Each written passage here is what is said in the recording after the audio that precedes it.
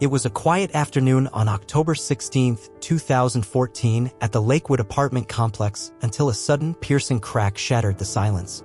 The kind of sound that doesn't belong in a peaceful day. At first, everything seemed to settle back into calm. But then came a frantic knock, urgent, desperate. A voice from the other side of the door was pleading, nearly breaking. When the family opened the door, they were met with a heart-wrenching sight. Skylar Nemitz stood there, Danielle's husband. His face was pale, his eyes wild with fear. He begged them, voice cracking, "Please call 911.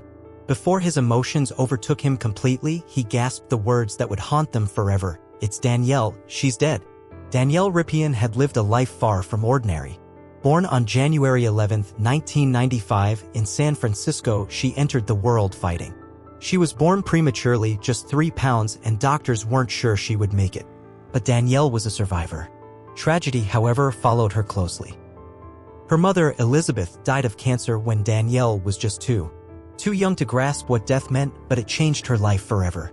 Raised by her grandmother, Scarlett, Danielle found some comfort until fate struck again. Scarlett passed away when Danielle was 14. Then came the death of her stepfather, Michael, who had adopted her as his own. 3 parental figures lost before adulthood. Life had dealt Danielle a cruel hand, but she never crumbled. Instead, she grew more determined to build a family of her own, one that wouldn't vanish. To her friends, Danielle was light in human form. Small but mighty, with a heart bursting with love. She poured herself into cheerleading, her one safe space, her form of escape. What she wanted most wasn't fame or fortune, it was stability. A family. A place to belong. She found that in Skylar Nemitz. They met at a high school football game on October 4, 2012. She was a senior. He had just graduated and was preparing to leave for basic training in Georgia with the U.S. Army. Their connection was instant. Facebook messages turned into long nights on the phone, which turned into an inseparable bond. Within weeks, Danielle moved in with Skylar and his mother. That Christmas, Skylar proposed on top of a mountain. Danielle, eyes brimming with tears, said yes. They married on March 7, 2013. Young, in love, and full of hope, Danielle finally had what she'd been chasing her entire life. A family of her own. She thought she'd found her forever, but she had no idea how heartbreakingly short forever would be. Danielle and Skylar's married life started like a dream. Living together in Lakewood, Washington, while Skylar was stationed at Fort Lewis, they were young, in love, and excited for what lay ahead. Skylar even taught Danielle how to drive, a small but intimate milestone that brought them closer. Danielle had finished high school by then and had picked up a job at a local countertop store. But her real passion? Beauty. Danielle had a vision. She adored makeup, dreamed of owning her own nail salon, and started a small YouTube channel, Danielle 88494, where she shared makeup tips, tutorials, and pieces of her life. It was more than a hobby, it was her way of building something just for herself. The couple also adopted 2 adorable dogs, tiny, 4-legged extensions of their growing home. They talked often about traveling the world together before settling down and having children. Danielle wanted it all, a career, a family, adventure. And life was beginning to open its arms to her. Around that same time, Danielle's sister Ashley was nearing the end of her pregnancy. Danielle couldn't wait to become an aunt. She had already bought gifts and talked endlessly about holding her niece or nephew for the first time. Tragically, that day would never come. October 16, 2014, Just over 2 years after their wedding marked the day Danielle's story was cut short. It had all started out so normally. Skylar had just returned from a 3-week field training operation in Yakima, Washington. During his absence in September, Danielle stayed home with their 2 dogs. She and Skylar had kept in touch, and Danielle was counting down the hours until he returned. That morning, Danielle spent the entire day FaceTiming her best friend, Michaela Yingling. She was buzzing with excitement. She lit candles around the house and cleaned every corner, bathing the dogs, fluffing the pillows, straightening everything. She wanted everything perfect for Skylar's return. Skylar had texted her, asking for a favor. He wanted her to pick up a specific bottle of rum and whiskey for that evening. Because he wasn't allowed to drink during his time on base, he planned to make up for it now that he was home. Later that afternoon, around 4 p.m., Skylar arrived home. Danielle FaceTimed Michaela again, and this time Skylar popped into the call, smiling and saying hello. Everything looked peaceful, loving, normal. That was the last time anyone saw Danielle alive. Less than 15 minutes after the call ended, chaos erupted. The calm was broken by a pounding on a neighbor's door. Skylar stood there, panicked and frantic. "Call 911, he cried. He was shaking, his voice cracked, and his hands trembled. Inside the Nemitz apartment, neighbors reported hearing strange banging noises and what sounded like an argument followed by silence. During the 911 call, Skylar told the dispatcher that his wife had accidentally shot herself while cleaning a rifle. To understand this moment, you have to know this: guns weren't just a hobby for Danielle and Skylar. They were a shared passion. Shooting ranges were their version of a date night. While other couples went to the movies, they tested out firearms. It was their bond, their ritual. Skylar owned over 15 guns by this point. For Danielle's 19th birthday, he gifted her a custom blue automatic rifle, her favorite. And that was the same rifle she had supposedly been cleaning when the gun accidentally went off. When police and emergency responders arrived and entered the room, Skylar had described what they found left them stunned. Danielle was slumped over a desk, completely still. In front of her was her computer. She'd been shot in the head fatally. There were no signs of movement, no signs of life. A single shot had ended everything. Investigators were shaken. They had more questions than answers. And the only person who could explain what happened was her husband, Skylar Nemitz. By the time officers arrived at the scene, Danielle was already gone, and Skylar Nemitz was the only person left who could speak to what had happened in that house. They found him slouched near his car, his body hunched over like someone in shock. His face was twisted in grief, and his eyes were shut tightly. From a distance, he looked like a man drowning in sorrow. But as the officers drew closer, something felt off. There were no tears, no swollen eyes, just sounds forced, ragged sobs without a single drop of moisture. His expression looked rehearsed, almost exaggerated. It didn't sit right. Still, officers had to begin somewhere. They approached Skylar and asked what had happened. And just like that, the cracks started to show. Skylar began telling a very different story than what he'd told the 911 dispatcher through his neighbors just minutes earlier. At first, he claimed Danielle had been cleaning the gun when it went off. But now he said he was the one handling the weapon. According to him, Danielle was sitting at her computer, and he was nearby, cleaning her birthday rifle. He said the magazine had already been removed, and he didn't realize there was still a bullet in the chamber.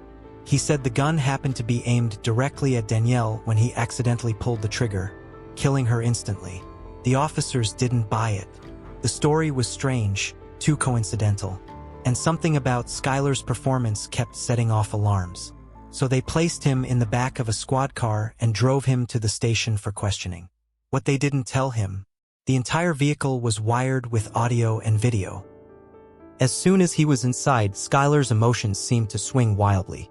One moment, he sobbed Danielle's name, repeating, I'm sorry, I love you," asking God for forgiveness. The next, he was panicking about his military career, yelling about how everything was ruined. "I didn't mean to do it," he cried. But again, no tears. When detectives entered the interrogation room, they were met with a man who seemed calm, oddly alert. And as they questioned him, the lies started unraveling. First, Skylar claimed he didn't know the gun was loaded. Then he said Danielle had handled it. Then he switched again. 8 times, 8 different versions of the same story within 5 hours. The officers grew frustrated. This wasn't a man recalling trauma, this was someone building a narrative. Each time Skylar opened his mouth, the details shifted: who held the gun, when it was cleaned, where the magazine was, whether Danielle was near it, whether she touched it at all. Finally, after 9 different versions, Skylar's 10th story changed everything. He admitted that he had pulled the trigger and that he had pointed the gun at Danielle. But he claimed he didn't know it was loaded, that it was an accident. The detective stared at him, unconvinced. Because here's the thing, no one accidentally points a rifle directly at the head of someone they love, especially from close range. And Danielle's wound? It left no room for doubt. The bullet had been fired at point-blank distance. As investigators tried to make sense of Danielle's tragic death, one chilling question kept echoing through their minds. Did Danielle know Skylar was standing so close with a loaded gun? The idea alone was terrifying. Had she seen him approaching? Was she aware of what was happening behind her? Or had she died in complete innocence, unaware that her life was seconds away from being stolen? While Skylar sat at the station, spinning conflicting stories, detectives began reaching out to Danielle's family and friends.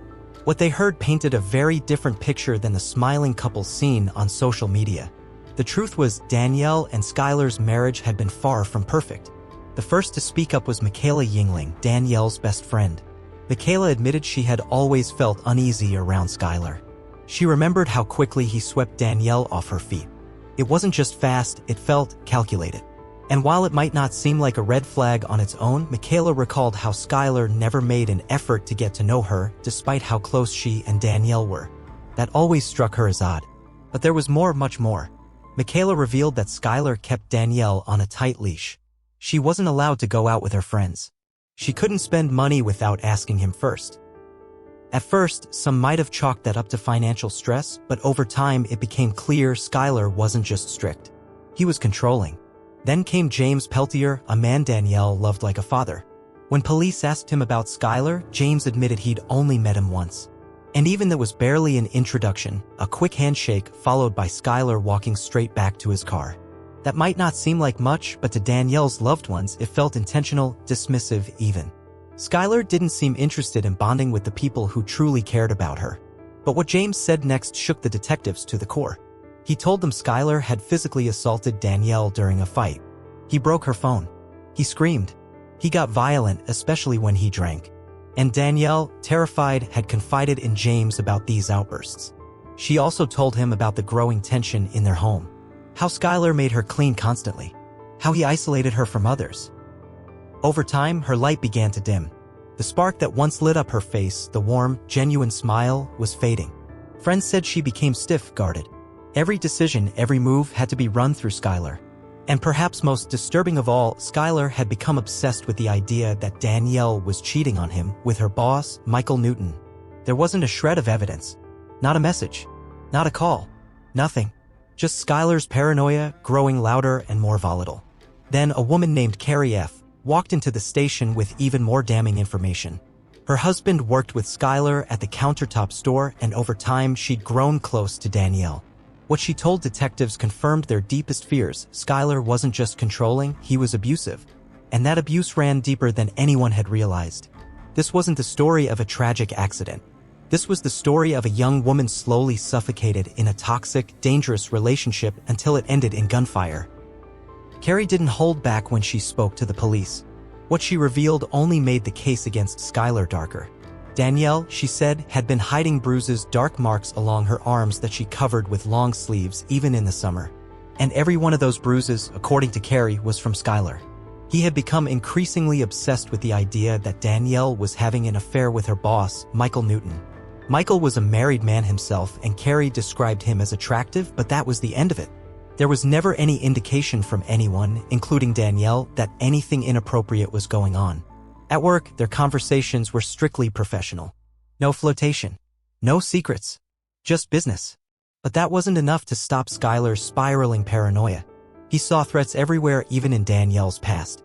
There was also Jeremy, an old high school friend of Danielle's. According to Skylar, she was having an affair with him too. In reality, Danielle and Jeremy had reconnected once while Skylar was away in Yakima for military training. They hung out, talked, caught up. That was it. But in Skylar's mind, every interaction Danielle had with another man was an act of betrayal. His insecurity consumed him. His jealousy became a weapon. It must have been suffocating, living under constant surveillance, constantly accused, and always fearing the next emotional outburst. As detectives pieced together Danielle's unraveling marriage, the case took a sharp turn when the ballistics report arrived, and what it showed was damning. Skylar's story didn't add up. He had previously claimed the gun was at his waist level when it accidentally fired. But the bullet's trajectory told a completely different story. The angle at which the bullet entered Danielle's head indicated the gun had been fired from shoulder height, not waist level. That meant Skylar had either raised the gun intentionally or was much closer than he admitted. Even worse, Danielle had been shot in the back of the head. She never saw it coming. This was no tragic accident. It was execution style, cold, calculated, and terrifying. Detectives also noticed a strange injury on Skylar's index finger, his dominant hand. This wasn't the kind of wound someone gets from casually cleaning a gun. It was the kind of wound that could easily come from pulling a trigger. Then came the final nail in the coffin, a string of angry text messages between Skylar and Danielle. They were volatile, full of frustration and rage. They painted a picture of a toxic, unraveling marriage teetering on the edge. It was enough. Skylar Nemitz was officially charged with first-degree murder in the death of his wife, Danielle. His bond was set at $1 million and he was booked into the Pierce County Jail. But the story didn't end there. Despite the evidence mounting against him, Skylar's mother, Danette, never wavered in her support.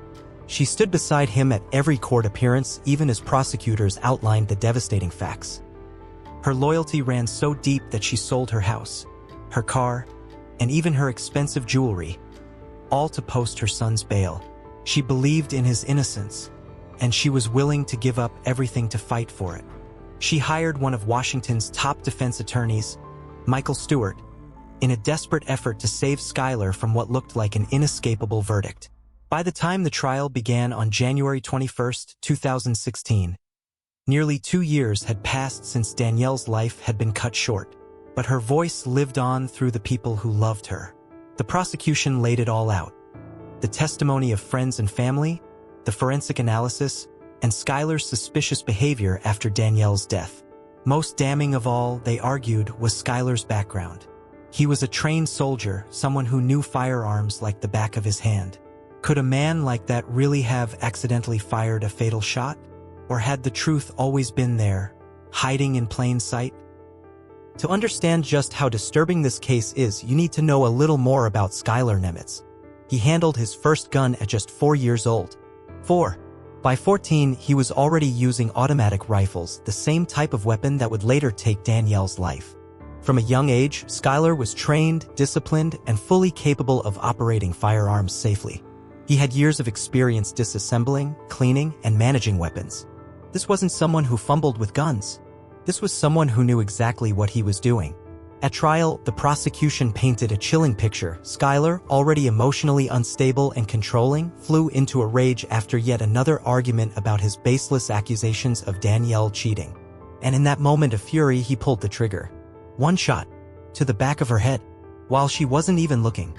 They also pointed to Skylar's behavior after the murder.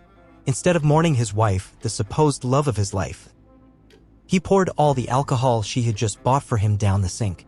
And in court, Skylar's performance was unsettling. He tried to cry, but no tears ever came. His voice didn't tremble.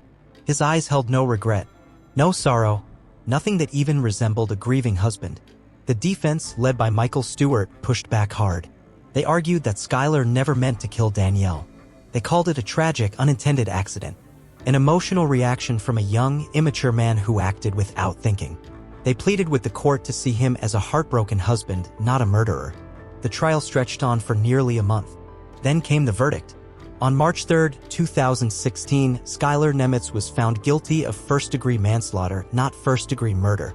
The jury didn't believe he had intended to kill Danielle, but they also didn't believe it was just a harmless mistake. 3 weeks later, on March 25th, he received the maximum sentence possible for that charge, 13.5 years in prison. He is scheduled for release in 2029. But that wasn't the end of Skylar's fight to escape justice. In July 2020, he and his legal team returned to court, arguing that his sentence had been too harsh. They claimed that his young age hadn't been properly considered. They said the sentence was a miscarriage of justice, insisting the jury overlooked how youth often comes with carelessness and immaturity. Let that sink in. Their argument boiled down to this: young people make mistakes. Sometimes those mistakes kill someone, but they shouldn't be punished as harshly. But where's the accountability? Thankfully, the court rejected the appeal. They made it clear that youth is not a free pass for murder. Being immature doesn't excuse ending someone's life. Still, for Danielle's family, the damage was done and no sentence would ever be long enough. Danielle died at just 19 years old in her own home at the hands of the man she trusted most. 13 years behind bars? It doesn't even begin to measure the weight of her life or the grief left behind. Her stepson, James, who wasn't biologically hers, remembered her with love in his heart. He talked about how she'd run through the door and give him bear hugs. Those moments were the happiest in his memory. Now, he'll never see her smile again. Her sister, Ashley, had dreams of watching Danielle grow older, start a family, and live the life she deserved. Those dreams died the moment Skylar pulled that trigger. To honor Danielle's memory, friends and family gathered on October 26, 2014, to hold a candlelight vigil. They shared stories of her kindness, her warmth, and the way she made people feel just by being herself. She had a light that touched everyone she met. But that light was extinguished far too soon. Skylar's sentence, though the harshest available for manslaughter, still feels like a slap on the wrist to many. A monster driven by jealousy, control, and manipulation got just over a decade for taking a beautiful young woman's life. Danielle deserved more. She fought to live, to love, to endure. Even in the chaos of her marriage, she smiled. She hoped. She stayed strong. Until the very end.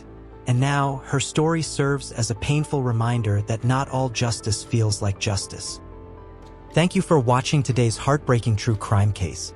If this story moved you, please consider liking, subscribing, and sharing it with others who care about real-life stories that demand to be heard. Let us know in the comments below what cases you'd like us to cover next.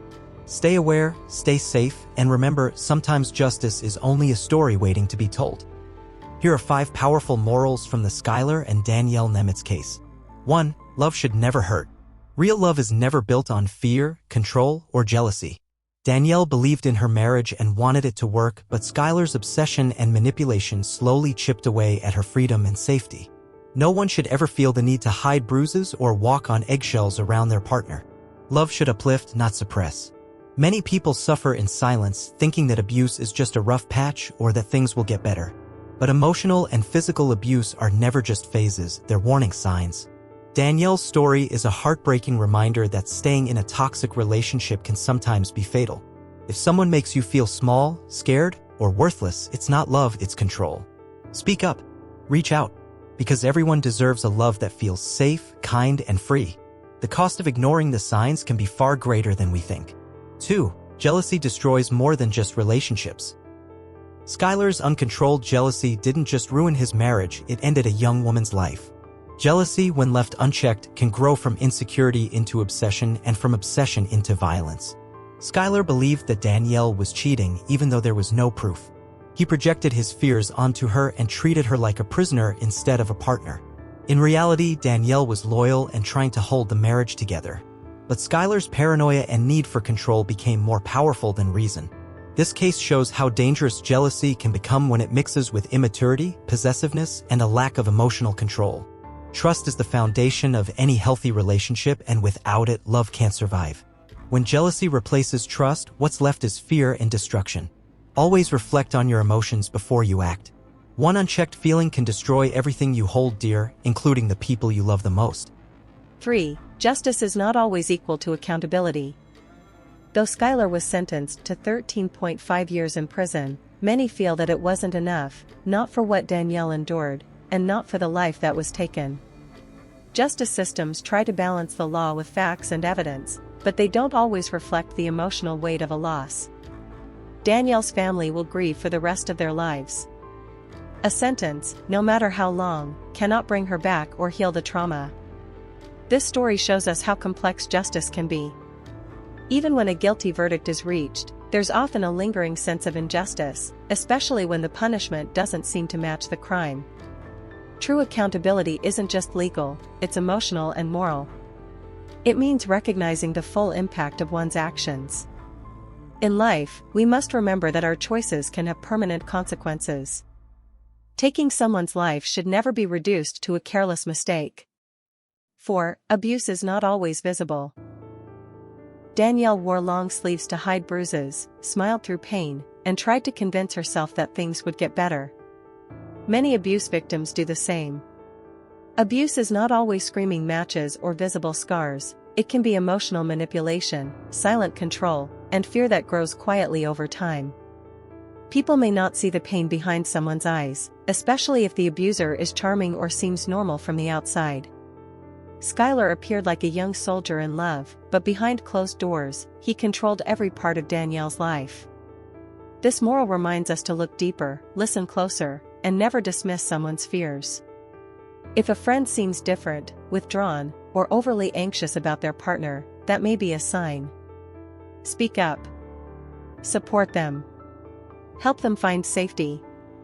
Because the most dangerous abuse often hides in silence, and silence is what keeps abusers in power. 5. Youth is not an excuse for violence. Skylar's defense argued that he was young, immature, and didn't fully understand the consequences of his actions. But youth cannot justify taking a life. At 20, Skylar knew how to handle a gun. He had been trained, educated, and trusted with deadly weapons. Danielle was just 19, young too, but she didn't get a second chance. Being young doesn't mean you're incapable of understanding right from wrong. Responsibility doesn't wait until you're older, it starts when you choose your actions. The moral here is clear: immaturity doesn't erase accountability. Everyone, regardless of age, must face the consequences of their choices, especially when those choices end lives. Youth is a time for learning and growth, not a shield for harm. Skylar's age couldn't undo what he did, and it couldn't bring Danielle back. Let this serve as a message: carelessness at any age can carry irreversible consequences.